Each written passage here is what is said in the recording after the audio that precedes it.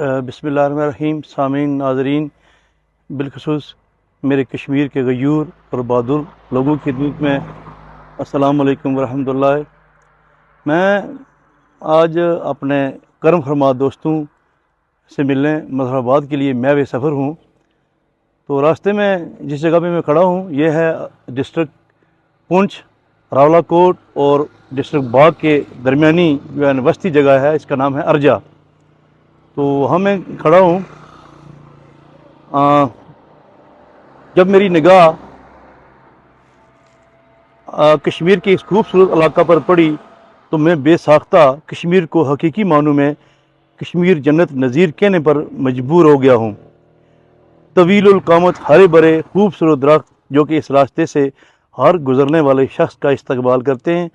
चारों तरफ में फैले हुए पहाड़ और इन पर हल्के हल्के बादल जब छाते हैं तो एक हसीन मंजर देखने को मिलता है। साथ में ही जब रात के वक्त इन पहाड़ों पर जो आबादी है इनमें लाइटिंग जल रही होती है तो एक अजीब सा हुस्न रूनुमा होने लगता है और यूं महसूस होता है जैसे सितारे ज़मीन पर उतर आए हैं। इस हवा में सांस लेना भी इंतहाई खुशगवार लगता है। पौधों और फूलों की हल्की हल्की खुशबू जो चारों तरफ से महसूस होने लगती है। जब हम टहलने निकलते हैं तो हमारे दिल और दिमाग को मसरूर कर देती है। बस अफसोस इस बात का होता है कि कश्मीर का दूसरा हिस्सा जिसमें हमारे बहुत से अजीज़ मौजूद हैं, जिनके साथ हमारे दिल शिद्दत से धड़कते हैं, हमसे बहुत दूर हैं, गैर मुल्क के कब्ज़े में हैं। हमारी ख्वाहिश है कि जल्द से जल्द वो कश्मीर भी हमसे आ मिले।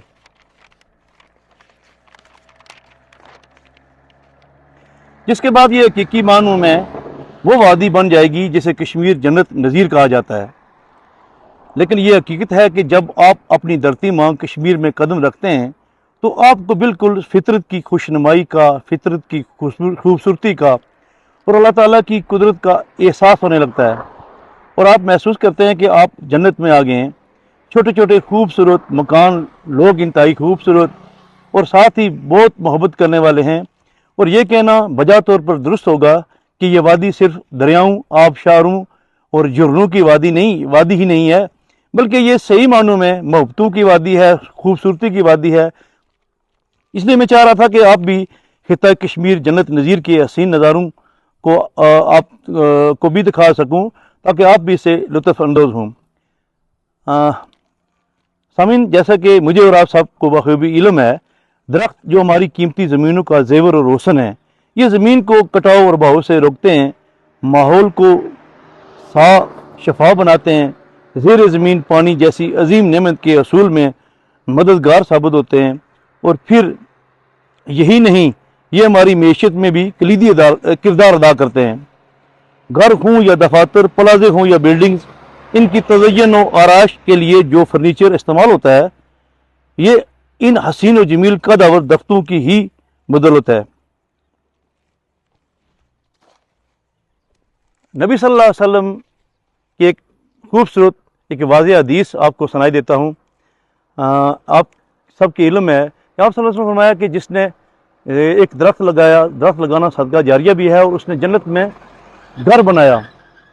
और अलमिया यह है कि जब हमारे महल्ले में, गाँव में, अजीज़ों में से, रिश्तेदारों में से, बुज़ुर्गों में से जब कोई आदमी फोत होने लगता है, करीबुल मर्ग होता है, बिस्तर मर्ग पर होता है, जान कनी का वक्त आता है, तो हम भारी भर औजार उठाकर जंगल का रुख अख्तियार करते हैं।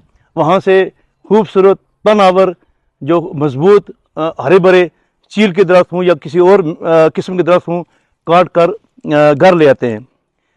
तो नबी सल्लल्लाहु अलैहि वसल्लम ने दरख्त लगाने को जो है ना एक कार सवाब करार दिया है।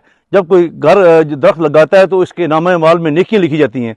तो हम हैं कि दरख्त काट कर मरने वाली रूह को हम क्या जो है ना उसको क्या भेज रहे होते हैं।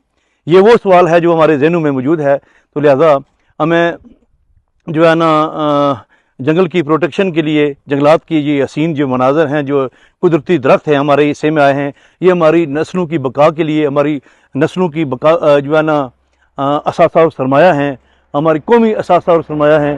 हमें इनकी हिफाजत करनी चाहिए। تو میں سمجھتا ہوں انہی جو ہے نا الفاظ پر اپنے گفتگو کو سمیٹوں گا. تو اس شعر کے ساتھ کہ یاران جہاں کہتے ہیں کشمیر ہے جنت، یاران جہاں کہتے ہیں کشمیر ہے جنت، اور جنت کسی کافر کو نہ ملی ہے نہ ملے گی. والسلام.